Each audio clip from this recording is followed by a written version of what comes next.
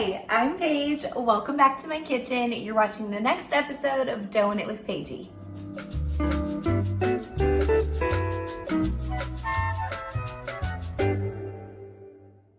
Today we will be making the brown sugar spice oatmeal bread from the cookbook Bread Baking for Beginners by Bonnie Ohara. Now I'm super excited about this recipe for a couple of reasons. One, this is the last recipe in the current chapter that we're on. Next week we'll be moving on to enriched breads, and I'm super excited about that. I'm also excited about this bread because it's really fun to make, so let's go ahead and get started weighing out our ingredients. We're gonna start off by weighing out our all-purpose flour, some whole wheat flour, water, salt, and yeast. Now in this bread today, we're also going to be adding rolled oats as well as brown sugar and cinnamon. So the oats that we'll be adding to our bread actually need to be cooked before we add them into the dough. So before we start mixing up our ingredients, I'm gonna go ahead and cook those so they're not scorching hot when we mix them into our dough. Now I'm using quick oats and they can cook in my microwave in about a minute. So you'll just want to cook your oats for however long the instructions on the package say. So the recipe is not very descriptive with how many oats you're going to need to add. Obviously, if you scale out however many grams of rolled oats you're going to need and it's dry, it's obviously going to be a different weight than when you add water. So what I'm gonna do is I'm gonna go ahead and cook a large amount of oats, and I'm gonna cook those in a medium bowl. I'll then scale out how many grams of oats that I need. I'll then add my brown sugar and cinnamon into that same bowl. So now that we have that out of the way, we're gonna go ahead and start mixing up our other ingredients. We're gonna start off by adding our yeast directly on top of the water and mixing that until it's nice and bubbly. We'll then add the flour on top of the water and yeast mixture and the salt on top of the flour. And we're just gonna jump right in and start mixing our dough.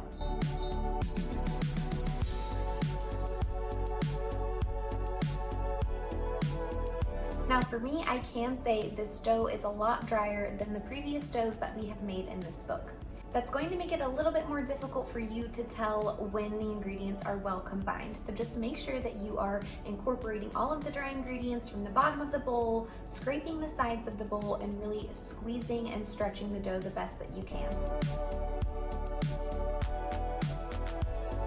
You'll know when it's well mixed when you can get it really stretchy like this. Now that our dough is well mixed, we're gonna go ahead and let this set and rest for about 30 minutes so that the flour can absorb some of that water. All right, it's been about 30 minutes. Let's go ahead and start kneading our dough. We're gonna start off by turning this out of the bowl onto a lightly floured countertop. And to knead, all we're going to do is push the dough forward with the heel of our hand, pull it back, give it a quarter turn, and do the same thing.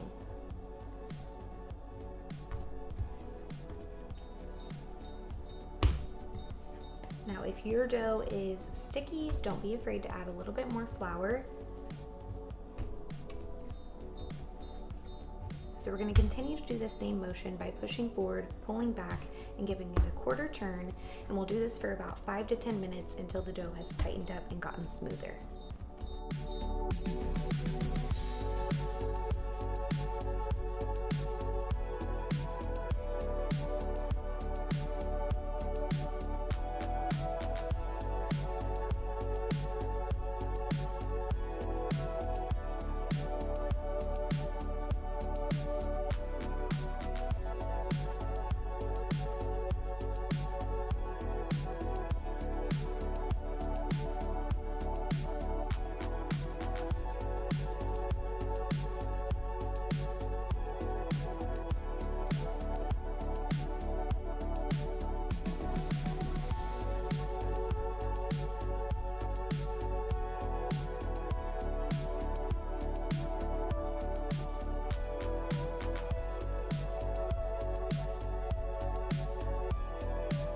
Now that we're done kneading our dough, it's time to go ahead and fold in our oatmeal. Now before we fold our oats in, I just want to remind everybody to make sure that these are not still scorching hot after you cooked them.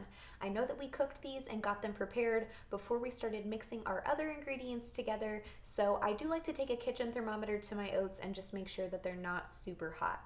Today I was able to get them down to about 72 degrees, which was pretty close to my water temperature, so I think we are safe. So this is going to be very similar to the country raisin and walnut loaf. We're just going to kind of press this out a little bit, and I'm just going to go ahead and throw in this entire mixture. I'm going to spread it out a little bit.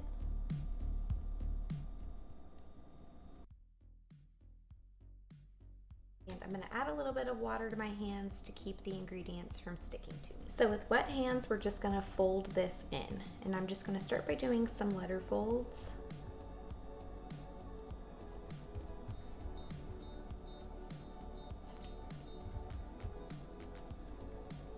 Do the same exact thing and press this all back out.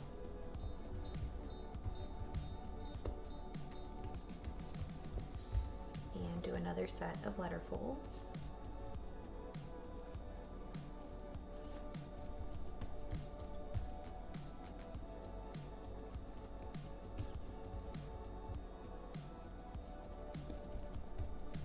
And I'm just going to continue doing this method until all of the oats are well combined.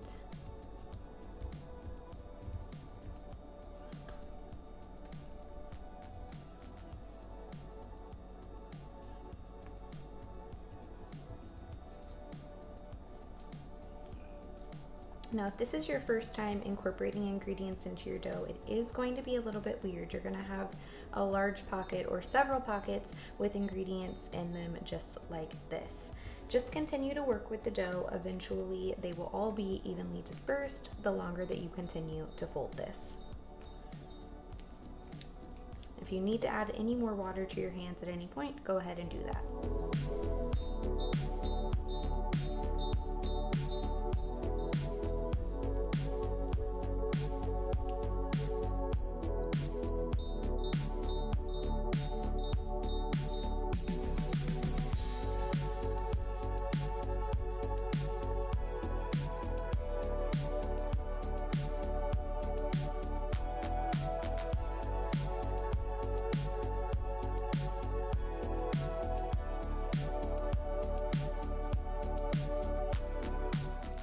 Now, if for any reason you have oatmeal that's falling out of your dough, all you would need to do is just scrape that up with your dough scraper, add it back to the middle of the dough, and just continue to fold it in.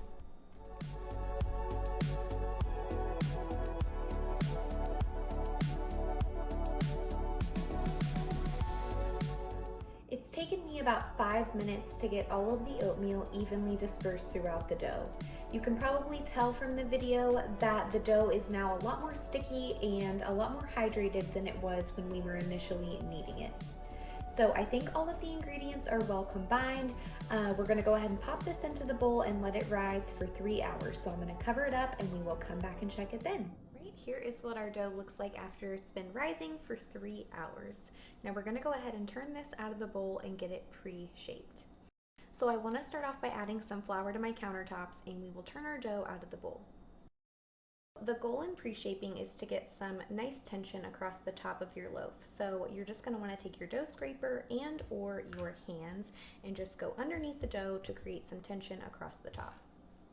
Now again, this dough got really sticky when we added that oatmeal, so if you need to add some flour, go ahead and do that.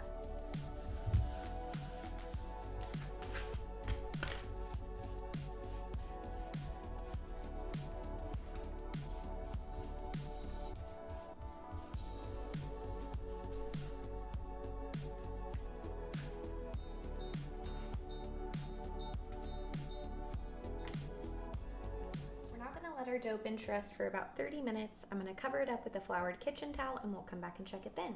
Alright, it's been about 30 minutes. Our dough is done bench resting, so I'm going to go ahead and get this shaped. I'm going to add a little bit of flour so I can flip this over. And I'll add a little bit more flour to my work surface.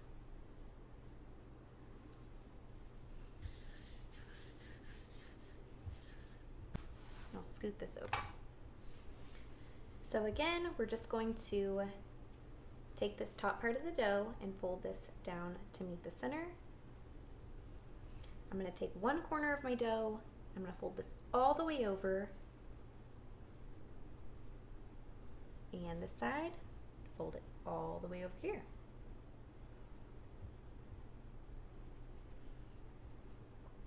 I'm going to take the bottom 2 corners and I'm just going to fold these into the center. Make sure you have a nice tight seam here. Pinch it if you need to, use the heel of your hand. We're just going to take the top of the dough, fold this onto the bottom. Again, create that tight seam, pinch the sides if you need to.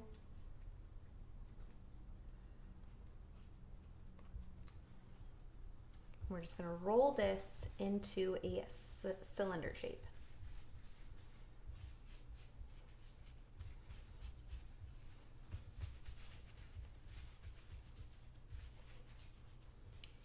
And when you're done, it should look something like this.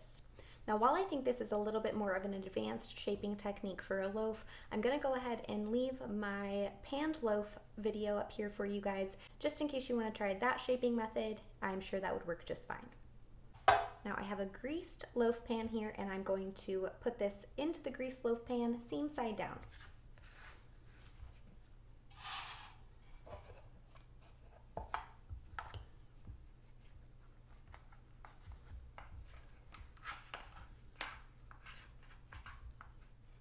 And it should look something like this. So we're gonna go ahead and let this proof seam side down for about an hour to an hour and a half until this really rises and kind of bubbles over the top of the loaf pan. So we'll come back and check it then. Here is what our bread looks like after it's been proofing. This loaf pan is a little bit bigger, so it didn't exactly mushroom over, but it has definitely risen. So I'm gonna make an egg wash really quick, and I just need to take an egg and add a couple tablespoons of milk to this. And we'll just whisk it up and brush it over the top of the loaf.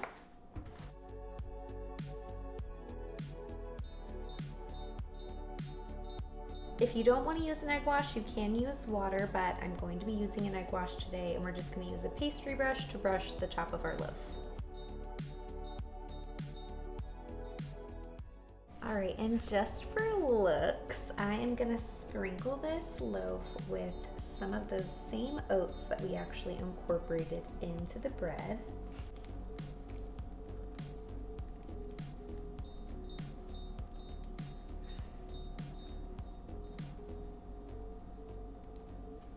Obviously, this is optional, but if you want to get fancy, go ahead and do it. So we're going to pop this into the oven and bake this at 375 for about 20 minutes, and we're just going to check it to make sure the top isn't getting too brown. If it's getting too brown, we're just going to lay some foil across the top as like a tint to keep it from getting too brown. I also want to remind everyone to be mindful of where your heating element is located. Mine is at the top of my oven, so I have my oven rack positioned right in the center of the oven. If yours is located at the bottom, you may want to move that up a little bit. After we check our bread at the 20-minute mark, we're going to then cook it for about 20 to 25 more minutes, just keeping an eye on it to make sure it's not getting too dark.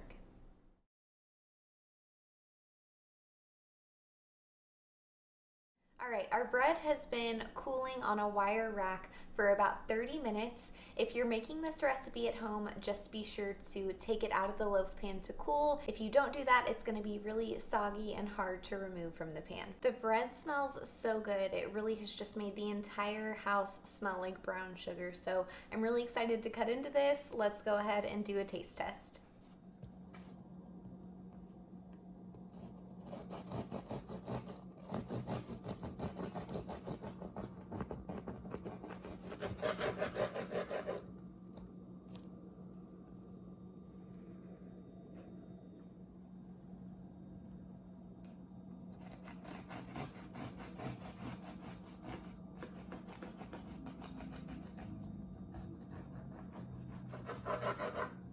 Cooked perfectly. Look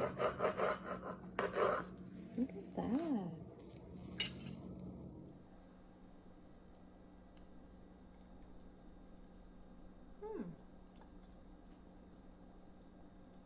The bread is so soft.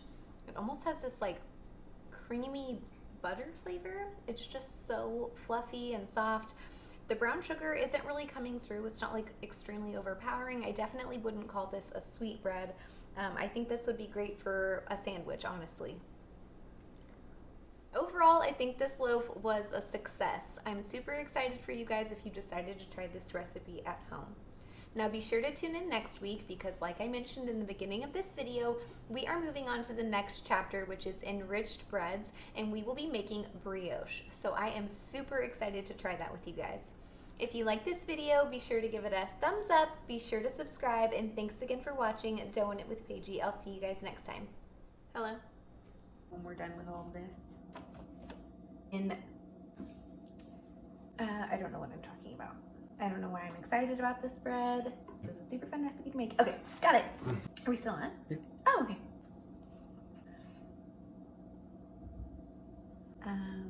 Okay. Yeah. Was that good? Does that make sense? Okay.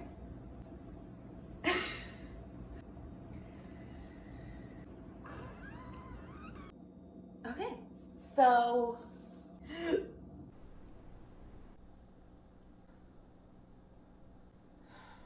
just be normal. Is that good? Hot tub again?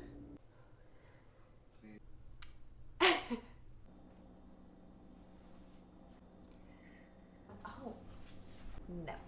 What am I saying?